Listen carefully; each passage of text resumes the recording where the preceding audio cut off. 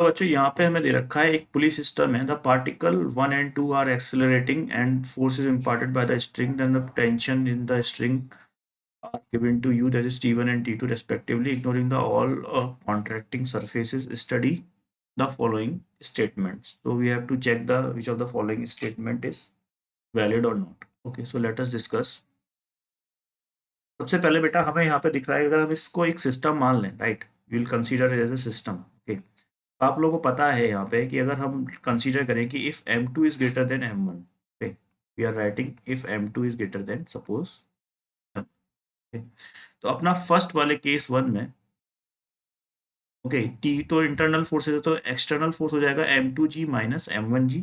Okay, so we can directly write acceleration that A1 is equal to M2 minus M1 into G divided by its total mass. Total mass हो जाएगा अपना, this is M1 plus M2, right. और अगर आप चाहो तो आप इसको इंडिविजुअली इक्वेशन की फॉर्म में भी लिखोगे तो यही सेम रिजल्ट आएगा। तो हम लिख लेते हैं, अगर हम इसके लिए M2 के लिए एफपीडी बनाएंगे, राइट, तो M2 के लिए कुछ इस तरीके से बनने वाला है। M2 हो गया, this is tension T and this is M2G, right, और एक्सेलरेशन अपना डाउनवर्ड। पहली इक्वेशन जो बनेगी वो बनेगी अपनी T minus M2G divided by equal to M2A।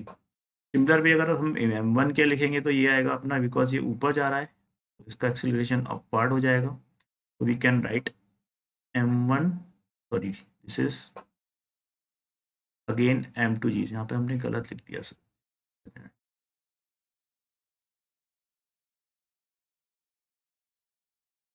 Sorry, this is M2G minus T, because हमने एक्सेलरेशन को डाउनवर्ड लिया है। ओके, तो एक्सेलरेशन को डाउनवर्ड लिया है हमने, तो जो एफ नेट होगा हमारा which is M2G minus T which is equal to M2A।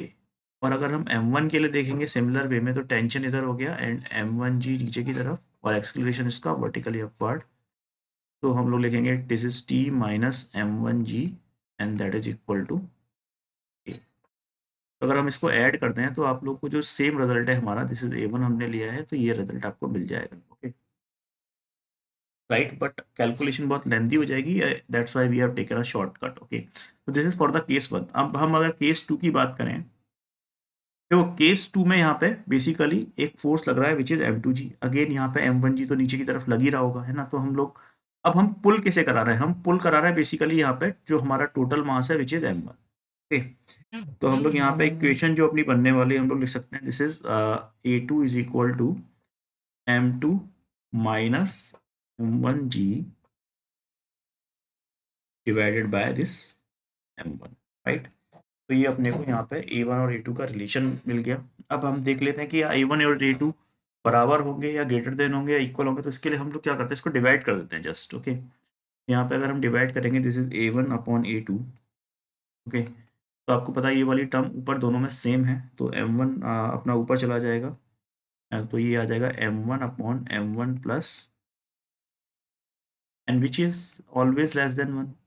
तो एक इक्वेशन हमें मिल गई कि भाई अपना ये वाला स्टेटमेंट अगर हम यहाँ पे देखें तो ये वाला फोर्थ वाला तो करेक्ट है। okay? तो let us check the other option two. अब हम बात करेंगे का टेंशन की, तो टेंशन की हम किसी भी एक इक्वेशन में जाके वैल्यूज निकाल सकते हैं। Okay, so similar way we can calculate the value of T1 and T2। अब देखो यहाँ वाले केस में M2G लग रहा है, दैट मीन्स जो टेंशन है वो T इसके बराबर हो जाएगा, तो T2 की जो वैल्यू आने वाली है वो आ जाएगी अपनी T2 is equal to, we can directly write this is M2। Okay, this is for the case two. अगर केस वन की बात करें टेंशन की, तो हमें यहाँ पे दिख रहा है कि भाई इन दोनों इक्वेशंस को अपने को यहाँ से उठा के अगर हम A1 की वैल्यू रख देंगे इसमें, तो अपने को पता भी होता है directly relation, that is T1 हमारा निकल आएगा, this is twice M1 plus M2G divided bye M1 plus M2।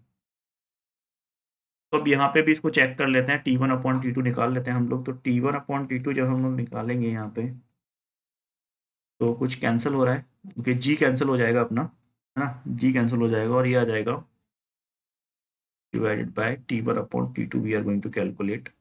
तो ऊपर बचेगा twice of M1, because M2 तो M2G कैंसिल आउट हो जाएगा, twice of M1 divide by M1 plus m2।